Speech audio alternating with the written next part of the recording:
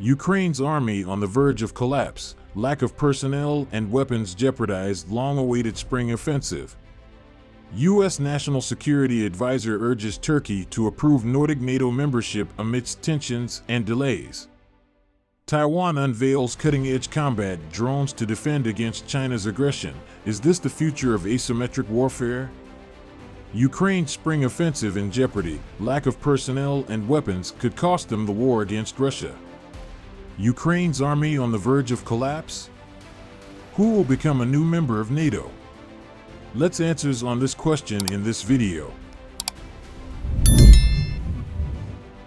According to the Spanish ministry, a group of Ukrainian troops has just completed a 4-week course in Spain, which focused on how to operate the Leopard 2 tanks.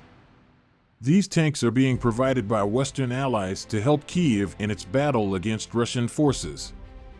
The 55 Ukrainian soldiers arrived in Spain in mid-February and will be leaving for Poland on Wednesday before heading back to Ukraine and the front line. The soldiers were trained for 12 hours a day, 6 days a week, at a military base in the northeastern city of Zaragoza. The head of the Spanish military unit in charge of the training, identified only as Captain Contreras, said the soldiers were very motivated and eager to learn. He added that the soldiers, aged between 21 and 60, had prior experience with battle tanks, which made the training easier. The training covered technical and tactical aspects of operating the German-made Leopard 2A4 tanks. The soldiers received both theoretical and practical training, with exercises on simulators and actual tanks.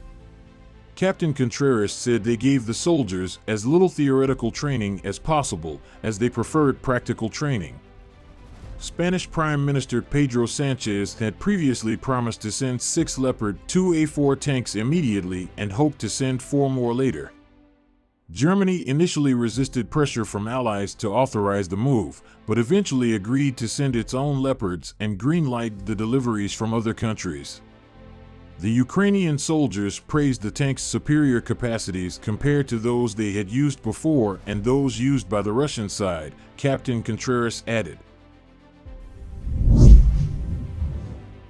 U.S. urges Turkey to allow NATO expansion as officials set to meet. Ahead of talks with his Turkish counterpart in Washington on Tuesday, U.S. National Security Advisor Jake Sullivan urged Turkey to approve the membership of Sweden and Finland into NATO. The expansion has been held up since the 2 Nordic countries were invited to join in June. Turkish officials have been pressuring Sweden to crack down on groups Ankara considers terrorists in order to allow their ascension. Sullivan told reporters that he believed there was no reason why the ratification could not be secured by the summit this summer for both Finland and Sweden. He added that he and Turkish President Recep Tayyip Erdogan's special advisor and spokesman, Ibrahim Kalin, would discuss this issue and 127 other relevant issues to the U.S.-Turkey relationship. Turkey has linked Sweden's new anti-terrorism law to the ratification and also opposes the July deadline set by its allies for enlargement completion. In contrast, Finland's application has met less resistance from Turkey, with Ankara officials signaling their intention to proceed with the process, which has U.S. backing. Looking up to Ukraine, Taiwan boasts its drones as key to asymmetric warfare. On Tuesday, Taiwan showcased both surveillance and combat drones, sending a clear message that it possesses the necessary tools to defend itself against China. Although Taiwan is a smaller nation compared to China, drones are considered vital elements of asymmetric warfare that Taipei is compelled to engage in if China decides to annex Taiwan. This comes after China has ramped up military activity near the island since August last year, trying to force it into accepting Chinese sovereignty.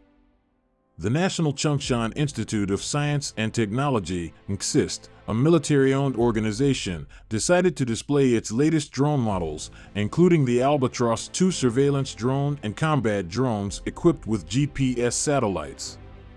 Although displays of Taiwanese drone capabilities are rare, NCSIST's goal is to produce 3,000 drones next year.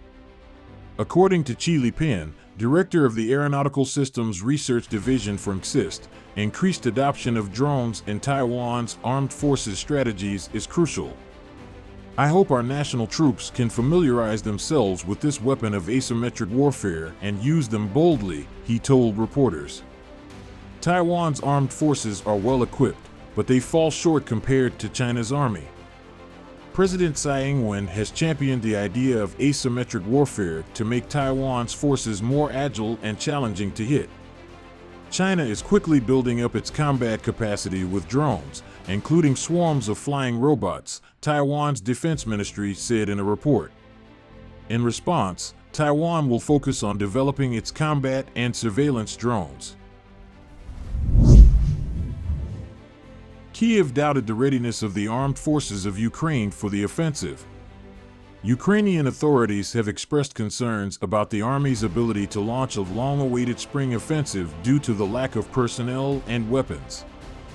The Washington Post, WP, reports that Ukraine has suffered losses of 120,000 killed and wounded. The quality of troops, which was previously considered an advantage of the Ukrainian army, has declined due to significant human losses during the year of hostilities. The commander of the 46th Airborne Assault Brigade, known as Dome, told WP journalists that hundreds of soldiers left their positions during battles with the Wagner PMCs. Due to the losses in his battalion, almost all soldiers have been replaced. Of the 500 soldiers under his command, 100 were killed and 400 were wounded. Unlike experienced military personnel, new recruits lack sufficient training, and there is a shortage of junior officers. Britain has trained 10,000 Ukrainian soldiers and plans to train another 20,000, while the EU plans to train 30,000 fighters in 2023. While Ukrainians previously volunteered en masse, many are now afraid of being conscripted. Telegram channels have emerged in the Republic where participants discuss ways to avoid conscription. Recently, one of these resources was closed in the country. Meanwhile, WP notes that Russia's human reserves are nearly 3 times higher than Ukraine's due to the significant difference in the total population of the opposing states. Ukrainian officials interviewed by WP state that the Republic does not have enough resources for a counteroffensive at the moment. There is a shortage of grenades, mortar shells, and the amount of equipment and weapons supplied can be described as symbolic. Russia also has more manpower involved in the battles. However, Ukraine depends on the West's help. One Ukrainian official quoted by WP said, "If you ask me personally, I don't believe in a big counteroffensive on our part. I would like to believe it, but I look at the resources and ask, with what?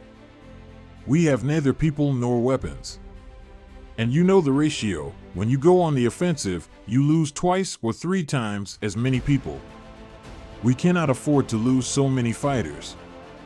U.S. officials previously stated that the Ukrainian counteroffensive would begin in April-May, so the supply of weapons to the Republic must be increased.